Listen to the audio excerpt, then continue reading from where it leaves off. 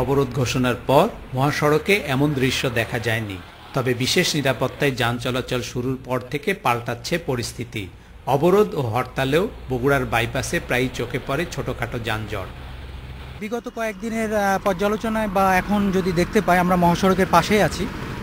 অনেকটা স্বাভাবিকভাবে পণ্যবাহী যানবাহন এবং গণপরিবহন রাস্তায় মহাসড়কে চলাচল করছে এবং আমরা আইনশৃঙ্খলা রক্ষাকারী বাহিনী 24 ঘন্টা এই নিরাপত্তা দিয়ে যাচ্ছে। বিশেষ নিরাপত্তার ঘোষণার পর শুরুর দিকে সেভাবে গাড়ি নামাতে সাহস পাননি পরিবহন মালিকরা। তবে এখন অনেকটাই কেটেছে শঙ্কা। বিশেষ করে ট্রাক চলাচল প্রায় স্বাভাবিক হয়েছে বলা চলে। টানা অবরোধ কর্মসূচি শুরু হবার পর প্রথম দিন বঙ্গবন্ধু সেতু অতিক্রম করে 137টি বাসসহ প্রায় 2900 যানবাহন। 7 দিনের মাথায় তা গিয়ে দাঁড়ায় 7000, আর 21 দিন পর তা 9100-তে গিয়ে পৌঁছেছে। ট্রাকের সংখ্যা বাড়লেও দূরপাল্লার বাস বাড়েনি সেভাবে।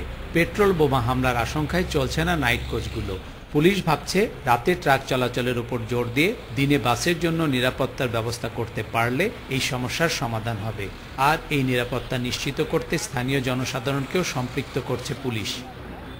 বিভিন্ন থানা পর্যায়ে আমাদের ওসিদেরকে ইনস্ট্রাকশন দেওয়া আছে। তারা অলরেডি অনেক থানায় ওসিরা কমিউনিটি পুলিশের সদস্যদেরকে নিয়ে, এলাকার জনপ্রতিনিধি যারা আছে তাদেরকে নিয়ে জনগণকে সম্পৃক্ত করতেছে এই নাশকতার বিরুদ্ধে আন্দোলন গড়ে তোলার জন্য। অবরোধের 3 সপ্তাহের মধ্যে নাশকতাকারীরাও গা ঢাকা দিয়েছে অনেকটাই। মহাসড়কে সেভাবে তাদের তৎপরতাও চোখে পড়ে না।